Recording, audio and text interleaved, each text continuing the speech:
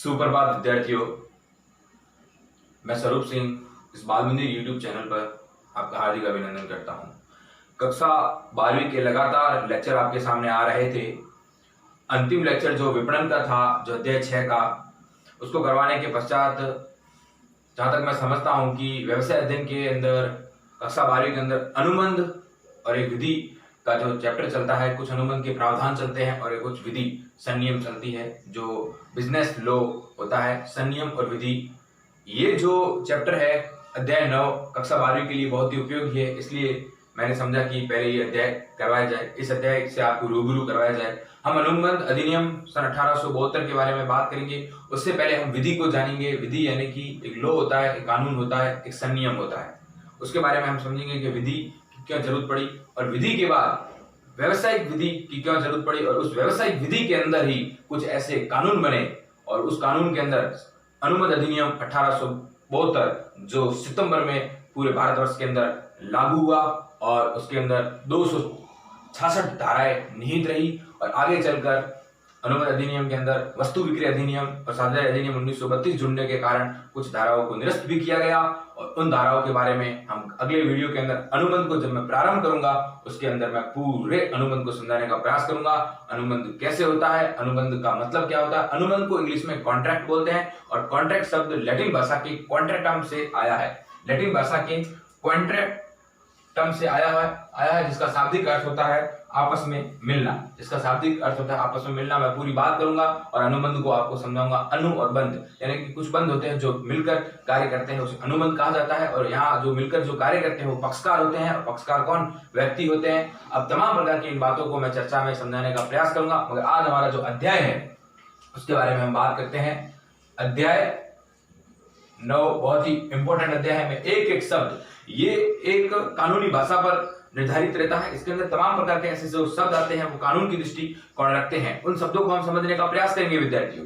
जैसे कि व्यापारिक विधि, ये एक व्यापारिक मर्केंटाइल लॉ यानी बिजनेस लॉ होता है। बिजनेस विधि होती है, बिजनेस करने का जो तरीका होता है। हम जिस बिजनेस को करते हैं उस बिजनेस में हमारे सामने तमाम प्रकार की ऐसी बाधाएं उत्पन्न हो सकती है, ऐसी घटनाएं हमारे साथ घट सकती है। हम जब बिजनेस करते हैं तो उस बिजनेस के अंदर हमें विधि जो कानून के द्वारा लागू होती है, जो राज्य सरकार के द्वारा, जो केंद्र सरकार के द्वारा कुछ नियम बनाए जाते हैं, कुछ उपनियम बनाए जाते हैं, उन उपनियमों को ध्यान में रखते हुए हमें तमाम प्रकार के व्यवसाय करने पड़ते हैं। तमाम प्रकार के जो भी हम आपस में कॉन्ट्रैक्ट करते हैं, अनुबंध करते हैं, उस विधि को ध्यान में रखते हुए करते हैं। उन विधि के बारे में हम समझेंगे, और उसके बाद अनुबंध अधिनियम जो अपने आप में पूरा अध्याय चलेगा। हमारा अध्याय है व्यापारिक विधि एवं अनुबंध अधिनियम। अब जब हम व्यापारिक विधि हमारा अध्याय है तो हमें पहले विधि को समझना होगा, फिर इस व्यापारिक विधि को समझना होगा।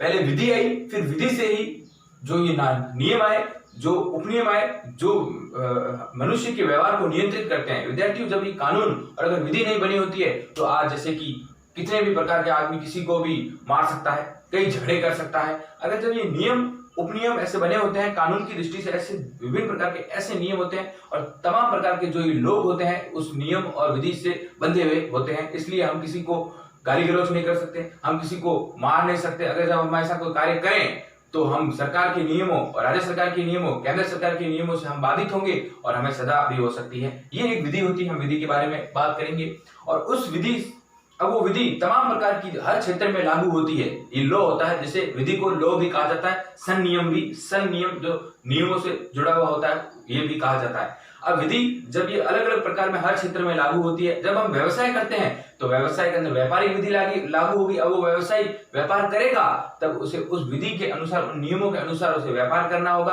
अब जब व्यापारिक विधि के अंदर तमाम प्रकार के ऐसे जो कानून बने, उन कानूनों को हम पढ़ेंगे। तमाम प्रकार के ऐसे कानून है, जैसे अनुबंध अधिनियम 1872, वस्तु बिक्री अधिनियम 1930, स्वाध्याय अधिनियम 1932, कंपनी अधिनियम 1949, और कंपनी अधिनियम 1956 की बात, बैंकिंग अधिनियम सन 1950, पंच निर्णय अधिनियम 1940। ऐसे तमाम प्रकार के ऐसे निर्णय आए, वो व्यापारिक विधि के अंदर निर्णय है, क्योंकि हम जो भी व्यापार करते हैं इन अधिनियमों के अधीन रहकर व्यापार करते हैं। इसलिए इस अध्याय के अंदर, इस व्यापारिक विधि के अंदर जो तमाम प्रकार के जो अधिनियम है, उन अधिनियमों में हम अनुबंध अधिनियम सन 1872 जो पूरे भारतवर्ष के अंदर सितंबर में लागू हुआ, उसके बारे में हम चर्चा करेंगे। और उसके अंदर कितनी धाराएं थी, 266 धाराएं। फिर वो 266 धाराएं निरस्त होकर, क्योंकि वस्तु बिक्री अधिनियम जुड़ा 1930, साधारण अधिनियम 1932 जुड़ा, और जुड़कर ये धाराएं कम हुई, उनके बारे में भी हम चर्चा करेंगे अगले वीडियो के अंदर। आज हमारा जो मेन मोटिव है, पहले हमें ये समझना होगा कि विधि क्या होती है। मैंने आपको बताया विधि का मतलब इंग्लिश के अंदर लॉ होता है, जो जिसे कानून कहा जाता है, और विधि को संनियम भी कहा जाता है। जो राज्य की सरकार या फिर केंद्र की सरकार तमाम प्रकार के जो व्यक्ति होते हैं उन्हें नियंत्रित करने के लिए, उन्हें सुव्यवस्थित करने के लिए एक ऐसे कानून बनाए जाते हैं, ताकि वो कानून के अंदर रहकर कोई भी कार्य करे और कानून का उल्लंघन ना करे। यही एक विधि होती है, यही एक संनियम होता है, और व्यवस्थित रहकर, नियंत्रित रहकर कार्य करे। आज आपने देखा होगा कि देश के लिए आर्थिक, राजनीतिक और सांस्कृतिक मुद्दों के तहत अगर हम बात कहें, तो हमें तमाम प्रकार के ऐसे संनियम, ऐसी विधियों को अपनाना होगा। उन विधियों और उन नियमों का हमें पालन करके ही आगे चलना होगा। ऐसा नहीं है कि एक व्यक्ति चलता हुआ किसी को मार देगा, नहीं हो सकता, क्योंकि वो कानून के दृष्टिकोण से वो एक मर्डर है और वो एक सजा हो सकती है उसके लिए। तब वो उस विधि, उस कानून से भयभीत होता है कि अगर मैंने ऐसा कोई कार्य किया तो मेरे साथ ये पुलिस मुझे सजा दे सकती है, राज्य सरकार ये सजा दे सकती है, केंद्र सरकार ये मुझे सजा प्रदान कर सकती है। तब वो एक उन्हें व्यवस्थित करना, उन्हें नियंत्रित करने के लिए ऐसे कानून बनाए गए हैं, वो ही एक विधि होती है। अब जब हमारा जो मेन मोटिव है व्यवसाय अध्ययन है, और हम जब व्यवसाय करते हैं, अब व्यवसाय करते हैं तो उसमें भी अलग अलग प्रकार के कानून बने होते हैं। जैसे ई कॉमर्स विधि होती है, यानी कि ई कॉमर्स का संदर्भ हमारा व्यवसाय से होता है, व्यापार से होता है, वाणिज्य होता है। और वो इलेक्ट्रॉनिक जो कॉमर्स जो हम करते हैं, व्यवसाय करते हैं, उस व्यवसाय के अंदर भी तमाम प्रकार की ऐसी जो विधि कानून होती है, उसे व्यापारिक विधि कहा जाता है। उसके अंदर जो दो पक्षकार आपस में व्यवसाय करते हैं, जो व्यवसायी पक्षकार जो व्यवसाय करते हैं, उनको भी इस व्यापारिक विधि और व्यापारिक विधि की कानून को ध्यान में रखते हुए, तो वैधानिक प्रावधानों को ध्यान में रखते हुए, नियमों को ध्यान में रखते हुए ही कार्य करना पड़ता है। वो व्यापारिक विधि, जो ये विधि कानून जो बना, जो ये नियम बने, जो उपनियम बने केंद्र सरकार के द्वारा, राज्य सरकार के द्वारा, इनको जो नियंत्रित करते हैं सबको, यही विधि के जो कानून व्यापारिक विधि के अंदर लागू होंगे। और उस व्यापारिक विधि को ध्यान में रखते हुए व्यापारी व्यापार करेगा। यूं नहीं है कि व्यापारी जो व्यापार कर रहा है वो कानून की दृष्टि से जो अवैध व्यापार कर रहा है, जैसे शराब का धंधा कर रहा है, तो तमाम प्रकार के ऐसे गोरख धंधे कर रहा है, ड्रग्स की मार्केटिंग कर रहा है, ऐसा नहीं। वो जो नियम, जो धंधा करेगा, जो भी व्यापार करेगा, वो वैधानिक धंधा होगा, वैधानिक नियमों के अनुसार धंधा होगा। और उनमें जब ऐसा कोई व्यवसाय करता है तो अनुबंध के अधिनियम किस पे करता है, तमाम प्रकार के पक्षकार साथ में मिलकर व्यवसाय करते हैं, साझा अधिनियम के अंदर करते हैं। और वही व्यापारिक विधि के अंदर तमाम प्रकार के ऐसे अनुबंध है, ऐसे एक्ट है, ऐसे कॉन्ट्रैक्ट है, ऐसे कॉन्ट्रैक्ट हुए और उनके अनुसार वो व्यापारिक विधि के निहित हुए। उसके अंदर ही हमें अनुबंध अधिनियम पढ़ना है, अनुबंध अधिनियम को पूरा पढ़ना है। अब गौर करें विधि से हमारा क्या तात्पर्य है। मैंने विधि को सरल शब्दों में समझाने का प्रयास किया। अब हम अपनी जो भाषा है उससे समझने का प्रयास करेंगे। एक ही शब्द को समझना, किसी देश या राज्य, किसी भी देश या फिर राज्य या फिर स्थानीय सरकार के द्वारा सामाजिक जो समाज के अंदर जो लोग रहते हैं, उसे सामाजिक लोग, आर्थिक जो तमाम प्रकार की जो अर्थ यानी कि पैसे के संदर्भ में हमारे कोई भी बात करें, या फिर राजनीतिक क्षेत्र में हम क्या करते हैं, समाज के अंदर एक मानव रहता है, सामाजिक क्षेत्र के अंदर कार्य करता है, आर्थिक क्षेत्र के अंदर या फिर राजनीतिक क्षेत्र के अंदर मानव की तमाम प्रकार के व्यवहार हो सकते हैं। वो जो समाज के अंदर रहता है उसको तमाम प्रकार के ऐसे व्यवहार होते हैं और उस व्यवहार से ही वो चलता है। मानव के व्यवहार को व्यवस्थित करना और नियंत्रित करने के लिए सरकार के द्वारा बनाए गए नियम। अब देखो, एक समाज के अंदर एक मानव रहता है। अब वो मानव रहता है तो वो यूं नहीं है कि वो अपनी मन मर्जी से जो किसी को गालियां निकाल देगा या किसी के साथ कुछ दुर्व्यवहार कर देगा या किसी को मार देगा, नहीं। जो समाज के अंदर रह रहा है या फिर राजनीतिक क्षेत्र के अंदर है या आर्थिक क्षेत्र के अंदर लेन देन की भी बात होती है, वहां भी ये कानून के नियम लागू होते हैं। ये जो कानून के नियम केंद्र सरकार के द्वारा या राज्य सरकार के द्वारा या स्थानीय सरकार के द्वारा जो नियम बनाए जाते हैं, लेकिन सरकार के द्वारा जो नियम बनाए जाते हैं, नियम उपनियम, उन वैधानिक प्रक्रिया इत्यादि, इन्हें संनियम या राजनियम कहते हैं। उन वैधानिक प्रक्रियाओं के तहत, उन नियमों के तहत, उन संनियमों के तहत साथ में रहकर उन्हें पूरा ध्यान रखकर ही एक व्यक्ति बंधा हुआ होता है, इन नियमों में बंधा होता है। उन नियमों की अगर वो पालना ना करके कुछ ऐसा गैर कानूनी काम करता है तो उसे सजा हो सकती है विद्यार्थी को। इसलिए कहा गया है कि किसी भी देश या राज्य या स्थानीय सरकार के द्वारा सामाजिक क्षेत्र के अंदर, आर्थिक क्षेत्र के अंदर, राजनीतिक क्षेत्र के अंदर मानव के जो व्यवहार होते हैं, विभिन्न प्रकार के इन क्षेत्रों के अंदर मानव जो व्यवहार करता है, दैनिक जीवन के अंदर जो मानव व्यवहार करता है, उन मानव व्यवहार को व्यवस्थित करना होगा हमें। व्यवस्थित व नियंत्रित करने के लिए व्यवस्थित है उस व्यवस्था के अंदर चले, नियंत्रण के अंदर जो कार्य करे करने के लिए सरकार के द्वारा बनाए गए नियम, सरकार क्या बनाती है? नियम बनाती है। नियमों के भी उप नियम होते हैं। जैसे एक नियम बनाया गया कि किसी लड़की का अपने परिवार में संपत्ति में हक होगा। अब उसका उपनियम बनाया गया कि हक होगा तो कितना होगा? 10% परिवार की संपत्ति में हक होगा, तो वो उसका उपनियम बन जाएगा। नियमों में भी और नियम जब बनते हैं तो उसे उपनियम कहते हैं। फिर वैधानिक प्रक्रियाएं, तो वैधानिक जो विधान के अंदर निहित होती है इत्यादि, इन्हें संनियम या राजनियम कहते हैं। तो आप समझ गए होंगे कि इस विधि से हमारा क्या तात्पर्य है। विधि ऐसा एक कानून होता है, ऐसा एक लॉ होता है जो राज्य सरकार के द्वारा, केंद्र सरकार के द्वारा, स्थानीय सरकार के द्वारा मानव के व्यवहार को नियंत्रित करने के लिए, मानव जो व्यवहार करता है उसे नियंत्रित करने के लिए नियम बनाए जाते हैं, उपनियम बनाए जाते हैं। और जो वैधानिक प्रक्रिया की जाती है, जो विधान के अंदर निहित होती है, जो लीगली होती है, बिल्कुल एकदम लीगली होती है, इत्यादि संनियम भी कहते हैं और इसे राजनियम भी कहते हैं, जो राज्य सरकार या फिर केंद्र सरकार या फिर स्थानीय सरकार के द्वारा बनाए जाते हैं। अब इसी विधि से विद्यार्थी गौर करें, इसी विधि से अब इन नियमों, इन उपनियमों को जब हम कोई व्यवसायी व्यापार करता है तो व्यापार में भी ऐसे व्यवहार मानव के आते हैं। अब एक दो व्यापारी व्यापार कर रहे हैं, कुछ लेन देन के लिए उनमें आपस में लड़ाई हो गई, उन लेन देनों को लड़ाई होगी और वो एक दूसरे को पैसा नहीं दे रहे हैं, उसने उससे माल खरीदा, उसका पैसा सुपुर्द नहीं कर पा रहे हैं। तो ऐसे भी कुछ ऐसे व्यवहार आपके सामने आ सकते हैं। उन व्यवहारों को नियंत्रित करने के लिए, उन व्यवहारों को आपस में कंट्रोल करने के लिए, यानी कि एक व्यापारी ने बोला कि मैं आपको, या फिर एक किसी बिल्डर्स ने बोला मैं आपको पूरी ये बिल्डिंग खड़ी करके दूंगा, किसी व्यक्ति से उनकी डील हुई और जब वो बिल्डिंग खड़ी करके दे रहा है तो उसमें उनमें आनाकानी हो रही है, उनके व्यवहार में परिवर्तन आ रहा है कि मैंने इतने पैसे नहीं इतने पैसे लूंगा। तो फिर उनको नियंत्रित करने के लिए, उन्हें व्यवस्थित करने के लिए भी व्यापार के अंदर भी व्यापारिक विधि बनी। वो विधि जो व्यापारिक विधि बनी वो विधि से ही निकल कर आई, उन विधि के नियमों को ही पालन किया गया। गौर करें, इसे व्यापारिक विधि यानी बिजनेस लॉ कहते हैं। क्या कहते हैं? Business law.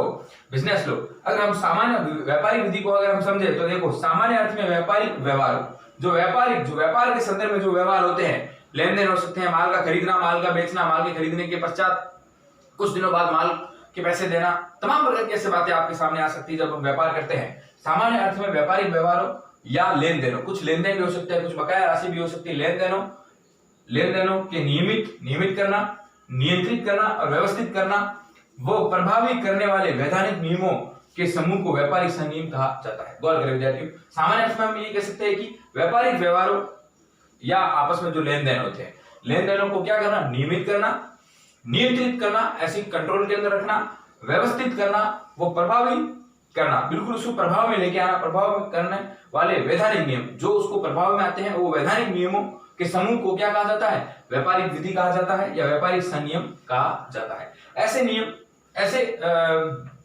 व्यवहार, ऐसे जो लेन देन, उनको क्या करना? नियमित करना, उन्हें नियंत्रित करना और व्यवस्थित करना और प्रभाव में लाना। और वैधानिक नियमों के जो समूह होते हैं, जो विधान के अंदर निहित होते हैं, ऐसे आप व्यवसाय बिल्कुल वैधानिक कर सकते हैं। यूं नहीं है कि आप किसी जगह एक ठेला लगाकर शराब का धंधा कर रहे हैं और सरकार को उसकी भनक नहीं है, तो ये एक वैधानिक व्यापारिक विधि के अंदर वो नहीं आता है, वो नियंत्रित नहीं है। उसे नियंत्रित राज्य सरकार या केंद्र सरकार अपने नियमों से कर आपका धंधा वो बंद करवा सकती है। वैधानिक नियमों के समूह को व्यापारिक संनियम या विधि कहा जाता है। तो इस प्रकार जो विधि के अंदर जो हम नियंत्रित करते हैं मानव के व्यवहार को, जब मानव का व्यवहार जब व्यापार के अंदर आता है तो उसमें भी तमाम प्रकार के ऐसे लेन देन होते हैं, तमाम प्रकार के ऐसे व्यवसायिक कार्य होते हैं, उन्हें भी नियंत्रित करना पड़ता है। और जो कार्य किस प्रकार है, अवैध कार्य है या फिर वैधानिक कार्य है, वैधानिक कार्यों को ही समूह के अंदर रखकर ही नियमित करना पड़ता है, उसे व्यापारिक विधि या व्यापारिक संनियम कहा जाता है। अब जब व्यापारिक विधि और संनियम की बात हुई विद्यार्थियों, तब इसके अंदर क्या हुआ विद्यार्थियों कि तमाम प्रकार के ऐसे एक्ट बने। अब व्यापारिक विधि और इस संनियम को जानने के लिए व्यापारिक विधि का कुछ अलग अलग प्रकार के क्षेत्र बने। अब व्यापार जब हम करते हैं, अब व्यापार हम अलग अलग प्रक्रिया में करते हैं। अब उन क्षेत्रों के अंदर तमाम प्रकार के ऐसे जो एक्ट आए, उन एक्ट की हम बात करेंगे। ऐसे विभिन्न प्रकार के जो एक्ट आए, उन एक्ट की हम बात करेंगे।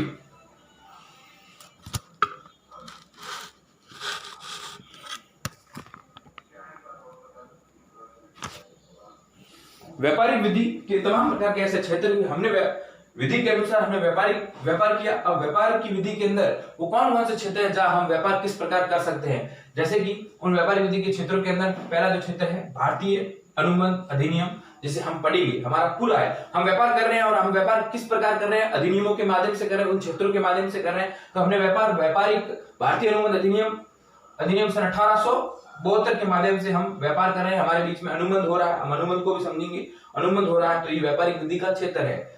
वस्तु विक्रय अधिनियम, जब हम वस्तु को खरीदते हैं, जब हम वस्तु का विक्रय करते हैं तो वैसा भी अधिनियम आया। उसके अंदर भी आपके साथ मानव व्यवहार के अंदर उन व्यवसायियों के अंदर आपस में कुछ अनबन हो सकती है। किस प्रकार ऐसे अनबनों को बांधना, उन्हें नियंत्रित करने के लिए जो वस्तु विक्रय अधिनियम आया सन 1930, इसके तहत हम व्यापार की विधि कर सकते हैं। साझेदारी अधिनियम, तमाम प्रकार के साझेदार मिलकर, दो या दो से अधिक व्यक्ति मिलकर साझेदारी कर सकते हैं। उन साझेदारी अधिनियम 1932 आया, साझेदारी अधिनियम 1932। विनिमय साध्य विलेख, ये इस प्रकार के बिल ऑफ एक्सचेंज होते हैं, जैसे कि हम हुंडिया जारी करते हैं, हम चेक जारी करते हैं, पैसों के बदले कुछ ऐसी हुंडी जारी होती है, उसके बाद बदले हमें पैसे मिलते हैं। तो इसमें भी कई ऐसे नियंत्रित हमें करने पड़ते हैं। तो व्यवसाय के दौरान तो विनिमय साध्य विलेख 1882 की बात होती है। पंच निर्णय एक्ट, अगर हम बात करें, पंच निर्णय एक्ट सन 1940 की बात होती है। पंच निर्णय, ऐसे निर्णय होते हैं जो पंचों के द्वारा लिए जाते हैं, उन निर्णयों को भी नियंत्रित करने के लिए पंच निर्णय एक्ट 1940 आया। कंपनी अधिनियम सन 1956 आया, इसके तहत भी, कंपनी के तहत भी व्यवसाय होता है, व्यापारिक विधि का ही क्षेत्र है। बैंकिंग एक्ट सन 1949, बैंकिंग एक्ट ने बैंकों को तमाम प्रकार का राष्ट्रीयकरण करना, बैंकों को एक एक्ट के अंदर बांध कर कार्य करवाना। उपभोक्ता संरक्षण अधिनियम की अगर हम बात करें और आवश्यक वस्तु एक्ट अधिनियम की बात करें, ये भी इसके अंदर आते हैं। उपभोक्ता संरक्षण अधिनियम और वस्तु कंपनी अधिनियम एक्ट, अब ये कंपनी अधिनियम एक्ट 2013 हो गया है विद्यार्थियों, गौर करें, पहले 1956 था और 2013 हो गया। उपभोक्ता संरक्षण अधिनियम सन 1956 की बात यहाँ होती है। उपभोक्ता संरक्षण, उपभोक्ता को 6 प्रकार के अधिकार दिए गए हैं, उपभोक्ता का संरक्षण किया गया है। जब उपभोक्ता किसी वस्तु को खरीदता है तो उसे जांच करना, उसे वापस लौटाना, उसके बारे में जानना, ऐसे कई अधिकार है 1956 के तहत है। जब उन अधिकारों का हनन होता है, जब उसे कुछ चीज सही वस्तु नहीं मिलती है तो उपभोक्ता फोरम के अंदर जाकर अपनी शिकायत कर सकता है, जिला फोरम, फिर जिला फोरम से वो शिकायत राज्य फोरम, राज्य फोरम से वो केंद्र फोरम तक जाती है, उसकी एक सीमा होती है। आवश्यक वस्तु अधिनियम सन 1955 की यहाँ बात होती है। औद्योगिक अधिनियम, जब उद्योग को, बड़े बड़े उद्योग होते हैं, उद्योगों के अंदर जो ऐसे कार्य किए जाते हैं, जो ऐसी डील्स की जाती है, वो औद्योगिक अधिनियम के अंदर होती है, जो व्यापार किया जाता है। श्रम अधिनियम बना हुआ होता है। सेबी अधिनियम, जो कुछ सिक्योरिटी एक्सचेंज बोर्ड होते हैं, इन्वेस्टमेंट, जब हम इन्वेस्टमेंट करते हैं, ऐसा कुछ सेबी बोर्ड बना हुआ है, उसके अंदर जब हम कुछ अंश खरीदते हैं, बेचते हैं, तो इस एक्ट के तहत हमें पूरी कार्रवाई होती है। पेटेंट, एकस्व ट्रेड, व्यापारिक चिन्ह और कॉपीराइट प्रतिलिपि अधिकार एक्ट भी होता है। और IT and information technology act, यानी इंफॉर्मेशन, ऐसा जब सूचना प्रौद्योगिकी, जो ये सेल होते हैं आईटी, विभिन्न प्रकार के ऐसे कंप्यूटर्स, मोबाइल्स, इनका भी आईटी सेल होता है, उसके अधिनियम भी बने होते हैं, उसके तहत भी हम व्यापार कर सकते हैं। तो गौरव करें विद्यार्थियों, मैं आपको अभी याद करवा देता हूँ। भारतीय अनुबंध अधिनियम सन 1872, वस्तु विक्रय अधिनियम सन 1930, साझेदारी अधिनियम सन 1932, विनिमय साध्य विलेख 1882, पंच निर्णय 1940, कंपनी एक्ट 2013, बैंकिंग एक्ट सन 1949, उपभोक्ता संरक्षण अधिनियम सन 1956, आवश्यक वस्तु अधिनियम 1955, औद्योगिक श्रम अधिनियम, सेबी अधिनियम, patent and trademark, company copyright act, ये तमाम प्रकार के ये व्यापारिक विधि के क्षेत्र होते हैं। इसके अंदर व्यापारिक के जो कानून के नियम, जो संनियम, जो उपनियम लगते हैं, इन तमाम प्रकार के अधिनियम होते हैं। हम इस अधिनियम के तहत ही व्यापार कर सकते हैं। अलग अलग प्रकार का अधिनियम है और उस अधिनियम के अंदर हम सन 1872, सितंबर 1872 अनुबंध अधिनियम के बारे में हम पढ़ेंगे। अनुबंध क्या होता है, अनुबंध अधिनियम को हम जानने का प्रयास करेंगे। हमारा पूरा जो अध्याय है अनुबंध से ही तात्पर्य है, अनुबंध को हम पढ़ने का प्रयास करेंगे। हाँ तो विद्यार्थियों, अनुबंध, अनुबंध का मतलब है कुछ बंध होते हैं जो अनु है आपस में जुड़ जाते हैं, उन जुड़ने वाले बंधों को अनुबंध कहा जाता है। अगर हम सरल शब्दों में कहें तो अनुबंध से तात्पर्य है, अनुबंध अधिनियम 1872 की धारा 2H के तहत जब 2 या 2 से अधिक पक्षकार जब आपस में कोई कार्य करते हैं, उसे उन ठहराव, जो एक ठहराव होता है, उन ठहराव को जब राज नियम यानी कि जो राज्य सरकार के द्वारा या फिर केंद्र सरकार के द्वारा जो नियम जारी किए गए, उन नियमों में हम प्रवर्तनीय, यानी उन नियमों के अनुसार हम लागू करवा सकते हैं, वो एक अनुबंध होता है, वो ही एक अनुबंध होता है। अनुबंध एक लैटिन भाषा के, अनुबंध को इंग्लिश में कॉन्ट्रैक्ट बोलते हैं। कॉन्ट्रैक्ट आपने आम भाषा में सुना होगा, और वो कॉन्ट्रैक्ट शब्द लैटिन भाषा के शब्द कॉन्ट्रैक्टम से आया है, CONTRAUTUM, कॉन्ट्रैक्टम से इसकी उत्पत्ति हुई है। लैटिन भाषा से उत्पन्न हुआ है। इसका शाब्दिक अर्थ क्या, आपस में मिलना, यानी एक दो व्यक्ति आपस में मिलकर किसी कार्य को करते हैं, वो एक अनुबंध होता है। वास्तव में देखा जाए तो अनुबंध को इंग्लिश में कॉन्ट्रैक्ट बोलते हैं, और ये जो कॉन्ट्रैक्ट है ये लैटिन भाषा के क्वांट्रेटम शब्द से उत्पन्न हुआ है, और इसका शाब्दिक अर्थ क्या है, आपस में मिलना। क्या है, आपस में मिलना। अब जब इसकी हम परिभाषा की बात करें तो परिभाषा इसकी सरल शब्दों में हम बात करें तो क्या है, दो या दो से अधिक पक्षकार। अब दो या दो से अधिक पक्षकार, विभिन्न प्रकार के पक्षकार हो सकते हैं, दो या दो से अधिक पक्षकार भी हो सकते हैं, दो पक्षकार भी हो सकते हैं। पक्षकार कौन, जो व्यक्ति होते हैं जो व्यवसाय करते हैं। पक्षकारों और व्यक्तियों के बीच किया गया एक ऐसा ठहराव। अब विद्यार्थियों, ठहराव क्या होता है? ठहराव का मतलब रुकना नहीं है, ये ऐसा ठहराव दो पक्षकारों के बीच में होता है। ये ठहराव जब वैधानिक होता है, जब एक पक्षकार दूसरे पक्षकार को किसी चीज को खरीदने के लिए उसके सामने प्रस्ताव रखता है, प्रपोजल रखता है, और दूसरा पक्षकार उस प्रस्ताव को स्वीकृत कर लेता है। जैसे कि अगर मैं बात कहूं तो सीता ने गीता से, विद्यार्थी गौर करें, सीता एक लड़की थी जिसने गीता को कहा, मैं तुम्हें 50,000 रुपए दूंगी, तुम मुझे एक स्कूटी प्रदान कर दो। मैं तुम्हें 50,000 रुपए देती हूं, तुम मुझे एक स्कूटी दे दो। जब इस सीता ने गीता के सामने प्रस्ताव रखा, किसका प्रस्ताव रखा?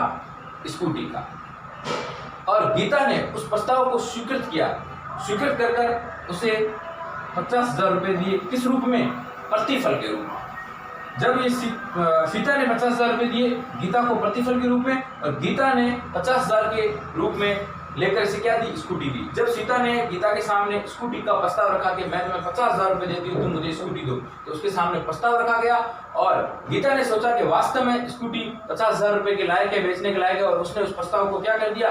स्वीकार कर दिया। स्वीकार कर और उसने स्कूटी उसे बेच दी, और प्रतिफल के रूप में 50,000 रुपए लिए। तो यहाँ एक चीज के बदले उसे प्रतिफल दिया जाता है, और स्वीकृति होती है, और स्वीकृति पहले प्रस्ताव रखा जाता है और प्रस्ताव स्वीकृत हो जाता है, उसे ही ठहराव कहा जाता है। यानी कि कुछ के बदले कुछ देना होता है। एक पक्षकार दूसरे पक्षकार को कुछ चीज लेता है, और दूसरा पक्षकार उसके बदले उसे कुछ पैसे देता है, और उसमें एक पक्षकार दूसरे पक्षकार के सामने प्रस्ताव रखता है, और वो प्रस्ताव को स्वीकृत कर उसके प्रतिफल के रूप में कुछ वापस चुकाता है, तो ही ठहराव होता है। जो पक्षकारों के मध्य वैधानिक दायित्व, कैसे दायित्व उत्पन्न करे? विधान के अंदर जो निहित तो ऐसे दायित्व अधिकार की उत्पत्ति करता है, वही एक अनुबंध होता है। गौर करें, अनुबंध लैटिन भाषा के ये शब्द, कॉन्ट्रैक्ट शब्द लैटिन भाषा के क्वांट्रेटम से उत्पन्न हुआ है, जिसका अर्थ है आपस में मिलना।